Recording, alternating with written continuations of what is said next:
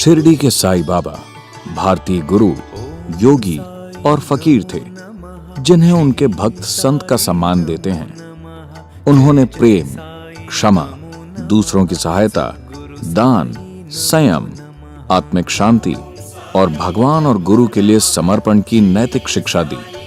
उनका आदर्श वाक्य था, सबका मालिक एक। साईं बाबा के असली नाम, माता पिता, स्थान और जन्म के समय के बारे में कोई पुख्ता जानकारी हासिल नहीं है। उन्हें साईं नाम उनके महाराष्ट्र राज्य के नगर शिरडी में पहुंचने के बाद दिया गया। मुस्लिम और हिंदू दोनों ही भक्त उनके जीवन काल में और उसके बाद भी उनका सम्मान करते हैं। यह तय नहीं है कि वो मुस्लिम थे या हिंदू। साईं बाबा के शुरुआती जीवन के बारे में बहुत कम जानकारी है, इसीलिए उनके अतीत को जानने की कोशिशें होती रहती हैं।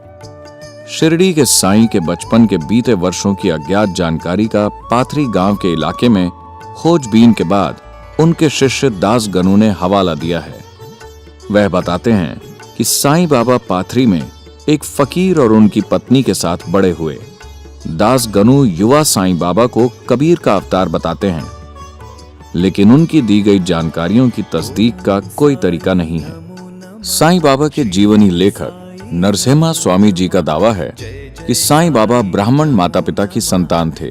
साईं सच्चरित नामक पुस्तक के अनुसार साईं बाबा ब्रिटिश इंडिया में महाराष्ट्र के शिरडी गांव में करीब 16 साल की उम्र में आए थे।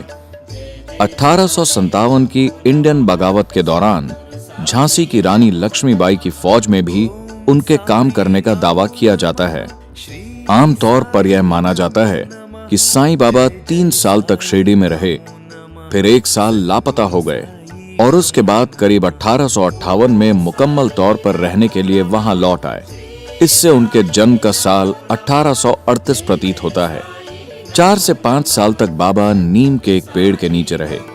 वो अक्सर शिरडी के जंगलों में दूर दूर तक घूमने निकल जाते थे। बाद में लोगों के जोर देने पर उन्होंने एक पुरानी खंडहर मस्जिद में तन्हा रहना शुरू कर दिया। लोगों के दान से वो अपना गुजारा करते थे। उन्होंने एक हकीम के तौर पर भी लोगों की सेवा की। वह भभूत या राख से बीमारियों का इलाज करते थे। 1910 के बाद साईं बाबा का नाम मुंबई में मशहूर होने लगा। बड़ी संख्या में लोग उनके दर्शन के लिए आने लगे, क्योंकि वो उन्हें एक ऐसे संत के तौर पर इज्जत देते थे जिसके पास जादुई ताकत है या जो एक अवतार है। उन भक्तों ने उनका पहला मंदिर भीवपुरी, करजत में बनाया। साईं बाबा मजहबी कट्टरता, ईसाई, हिंदू और मुस्लिम के खिलाफ थे। साईं बाबा ने अपने भक्तों को 11 आश्वासन दिए थे, जो भी शिरडी की भूमि पर कदम रखेगा उसे कोई नुकसान नहीं पहुंचेगा। जो भी मेरी समाधि पर आएगा उसके दुख और तकलीफें खत्म हो जाएंगी। हालांकि मैं हार्ड मास के रूप में हमेशा नहीं रहूंगा, लेकिन अपने भक्तों की हिफाजत सदैव करता रहूंगा।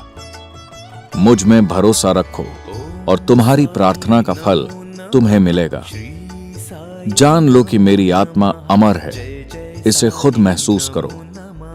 मेरी शरण में आने वाला निराश होकर नहीं लौटता है। इंसान चाहे जिस आस्था के साथ मेरी पूजा करे, मैं उसी में उसे फल देता हूं। मेरा यह वादा पक्का है कि मैं हमेशा तुम्हें कष्टों से मुक्ति दिलाता रहूंगा। तुम दस्तक दो और दरवाजा खुद ब खुद खुल जाएगा।